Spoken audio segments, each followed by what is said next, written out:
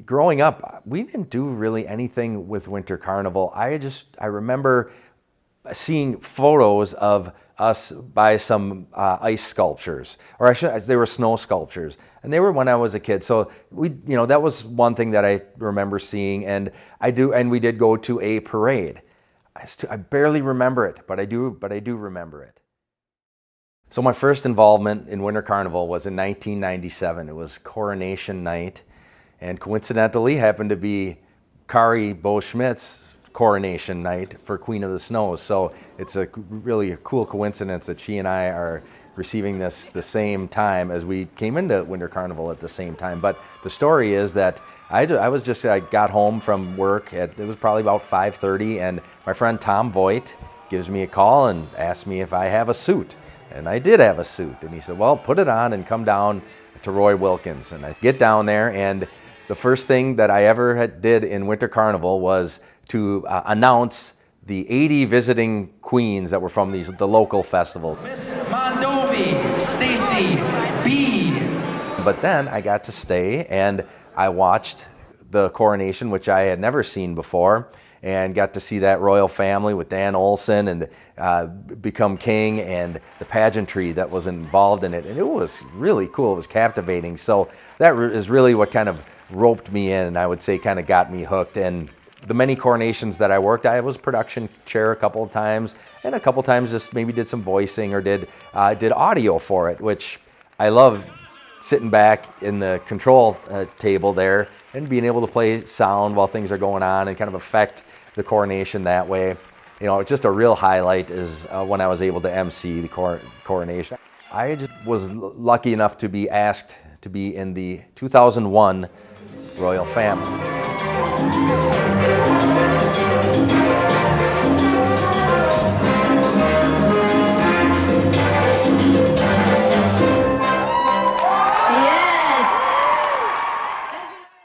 My mentor was the Southwind Joe Glass from the 2000 royal family.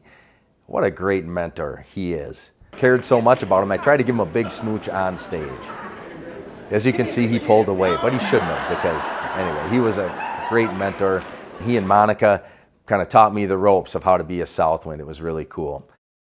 As you all know, once you're in, then you're volunteering for everything, right? Or you're getting asked to do everything, to stay involved with committees and doing all these other things. And I guess with my proficiency with doing the sound part of it, Winter Carnival always needs sound at events, right? Always needs that type of sound reinforcement. There's a lot of events that you go to that just didn't have good sound systems or whatever, and they thought I could add to it. So that was a big part of what I would volunteer.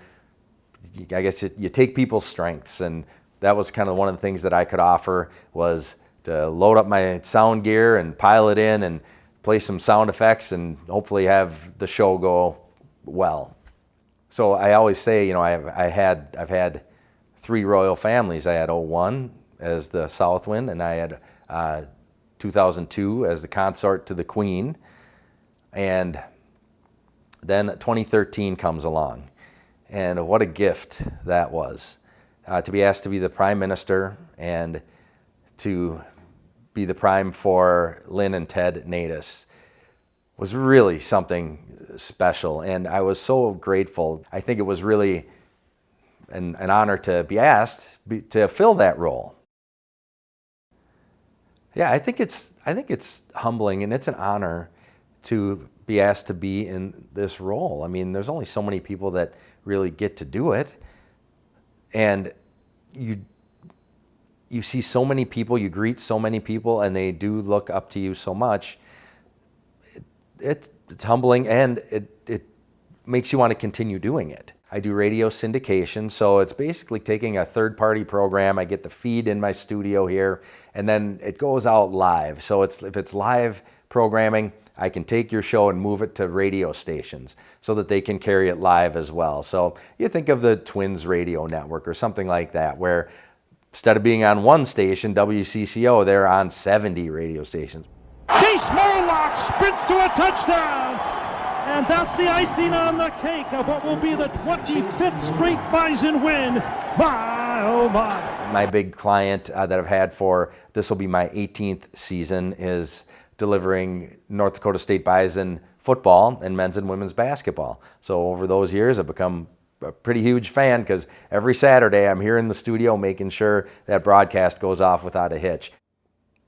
Well, I really like looking at past photos, past video, anything that is, you know, kind of from the days of its glory, when they would fill the Saint Paul Auditorium, they'd fill the Civic Center for the parades or for all of the, or for events. And I think those were the days of glory. And I don't know how it can return to that. I would sure like to see it gain more notoriety. I've had people say, now, why in the world would you volunteer for something that you have to use your own bankroll to do, and it takes up this much time? And it's a tough thing to persuade people to do, I think, like when it comes to being like in a royal family or something like that. And I can say to them, I'm so glad I was convinced to do it, because my 2 years that I was a Winter Carnival character in a royal family were the 2 greatest years of my life. And that's saying something. It's a roller coaster because of, you know, one part of the day being in a school gym with a bunch of kids, getting them riled up, and then going into a hospice and singing and talking with somebody who doesn't have much life left. It's rewarding, and it's so emotional, and that's just an example of the roller coaster. So I encourage people, that's what I can tell them. That's the answer to the question is, I've done it twice, and they've been the 2 best years of my life.